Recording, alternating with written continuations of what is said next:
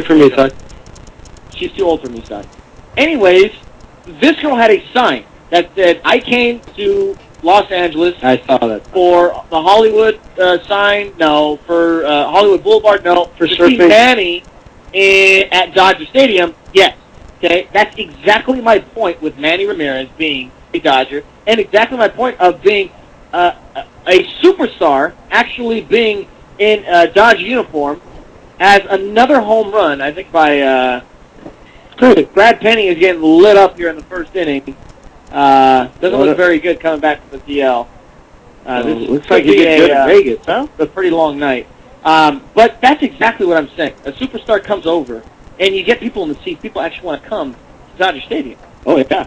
I mean, the Dodgers are on the Evil 4 letter every night now. It's unbelievable. And, you know, McCourt's going to make so much money. That's why he's got to sign him. There should not be doubt in his mind when it comes to signing this guy to a big deal. Whatever this guy asks for, you bring it. You got to pay him. Cut that check. He's going to be making that money back for you. You let him keep his hair. You let him get whatever money you want. Do whatever the hell he wants. He wants a no-trade clause? You give him a no-trade clause. Talking about the hair, he hasn't chopped it up yet. Let him do whatever he wants. wants. Is he going to chop it up? Let him go Samson style through his ankles. But, I mean, I think this is coming. It could be a serious issue with Torey and Manny, though. Why? Well, I don't know. I mean, he's got rules. And Torey has rules. But the Dodgers don't. And bring Grady Little back in. Torey reports to Coletti, and Coletti reports to McCourt, and if McCourt says leave him, leave him. I don't know. I think it could be an issue. Every time they bring it up, he kind of kills it. Did you see our, acquaintance Patrick O'Neill ask him about it the other day? Yeah. And he's like, we'll see. It's like, let's just put it under the rug right now. Why? Don't bring it up every time. The guy is obviously over, and we have an update from intern. It's actually 4-1 Colorado now. Boston says. Over Arizona. As the Dodgers finally get out of the top of the first, Brad Penny going to see the showers early. Finally a good update by intern. That's usually never the case with intern. Thanks, buddy. And also, the wig thing. They're bringing out they got shirts out there, Manny Wood on them, and they got these wigs coming out. So if they're going to bring these wigs out, why would he chop his hair? It's not going to really make much sense there. Look, if he hasn't cut it yet, he's had 2 homestands to do it, even a road trip in him now. He's not going to do it anytime soon. Maybe for the postseason, you don't know. So if I were them, just keep it. Don't worry about it. And honestly, I think it's good. There's change. Not everybody looks like each other. I mean, instead of having the crude old Jeff Canada with his little goatee or mustache. A little porn stash. Something different, little dreadlocks. It's 2008. Let's have some fun out there. If you want to call us tonight, you can. It's very easy. 310-984-7600. Our show ID is 238-227. 310-984-7600. Brett Favre. Switching gears to Brett Favre in the NFL. Brett Favre. Really? What's he been up to? Looks like the media finally got not traded. Talking about him. And by the way, he got traded right after the show last week. Yeah, we turned off our microphones and we headed back home and turned on the good old Evil 4 letter. And sure enough, reported by FoxSports.com. Every reporter by ESPN got a tongue lashing from their boss. Oh my gosh, would you love to be on that phone call with Rachel Nichols when the boss calls and says, you were on the damn jet with him and you didn't know he got traded? Whose jock were you on? Right. Oh my gosh. How about Chris Mortensen? How about the tongue lashing that guy got? Or the little mad scientist, what's his name? The little ugly Clayton? Chicken Little. The alien? Imagine that guy not getting that. They would have got. And the crazy part is when they had the update, they had to put from FoxSports.com. They had to. And the funny thing is, an hour and a half into the report, they did not know the details. They had to come back an hour and a half later saying, okay, now we know what happened. He went for this pick, blah, blah, blah. Yeah. It was unbelievable and very humbling experience for the Evil 4 letter. That's what you get. They had a reporter in every, side of his locker, even on the jet with him back in Louisiana. Fox Sports reported it. Good for them. So, in return, they're going to get a draft pick. We don't know exactly what the draft pick is going to be until the season is over. So the Jets go to the Super Bowl. They will get a first-rounder, and he needs 70% of the snaps. 70% of the snaps to go to the playoffs. It's a third-rounder. a second rounder, and then it could go to a first round all the way up to a fourth round. I'm not sure if he's going to put a jolt into the Jets. To be honest with you, I think they're probably going to win probably another 3 games.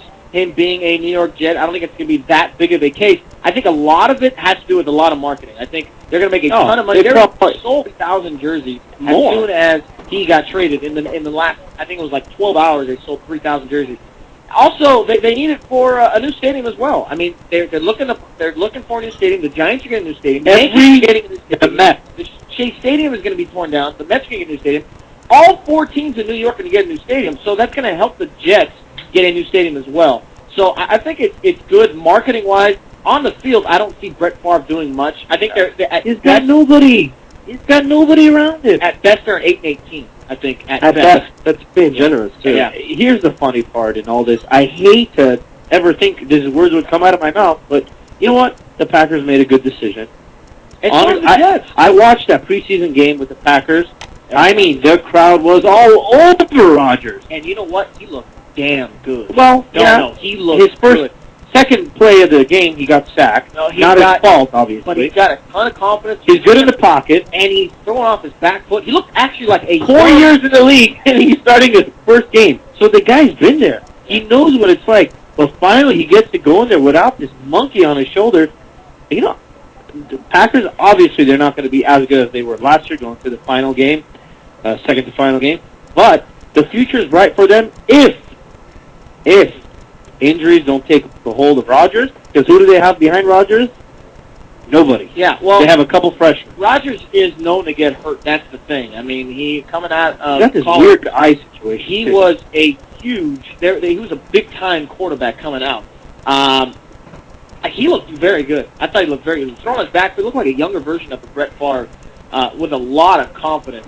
So I see good things with Aaron Rodgers. I think it was a good choice for both teams, the Jets and the Packers. The billboards and the signs said it all. It's the Rodgers era. It's the Aaron era. It's time to move on. And Brett Favre was complaining about a fatigued arm. Well, the guy is ancient. The guy's seen more games than John Madden. And this is exactly what he had to say about the arm. Kind of dragging a little bit today. It's not really sore, but just fatigue. To be honest with you, I'm surprised that I will say I feel good, that I feel been able to make it through every practice so far. But I didn't throw the ball very well this morning. I threw some throws and no pain, but I'm 38 years old, and it's got to be fatigued a little bit. My arm, for the most part, it's felt great. Legs a little bit fatigued. You got to figure I'm a little bit behind from these guys. Up to this point, have adapted to not only the team but the system. Believe me, the system's not easy, and I'm not going to sit here and tell you I got it down. I got about just enough plays down to run those plays Saturday. So there you go. He's talking about a fatigued arm and he's not feeling the best. And like he said, what's funny is he never mentioned this during the press conference or with the mayor of New York the other day, which was a hilarious situation because, honestly, it's such a baloney situation. You know ESPN was all over that. Oh, we'll set up something with the mayor. Just go, give him a jersey, you know. He'll give you a little sign that says, "Welcome to New York." Right. Really? Yeah, that Broadway sign. You think the mayor gives 2 cents that Brett Favre is there? No, but did you see when he handed that Broadway sign to Favre? Did you see his face? Yeah. Favre was like, "What the hell are you getting me? All I want is a football in my hand. I don't want no goddamn Broadway sign in my hand." Give me the laces, dude. That's that was actually kind of strange. That whole Broadway thing. It was just kind of trying to welcome him into New York, but it was actually kind of a weird thing going on there because I don't think he really accepted it as he wanted him to accept it. After this, we're coming back with some Olympic stuff. Adam Dunn, talking Olympic, goes to the deep backs. They hated deep backs. Olympics. It's your time. The USA basketball team, they can do this or not. And also, what about this Pau Gasol? Yeah, the picture is unbelievable. We're going to get to it. And Spanish. M&M Sports Talk on NowLive.com. My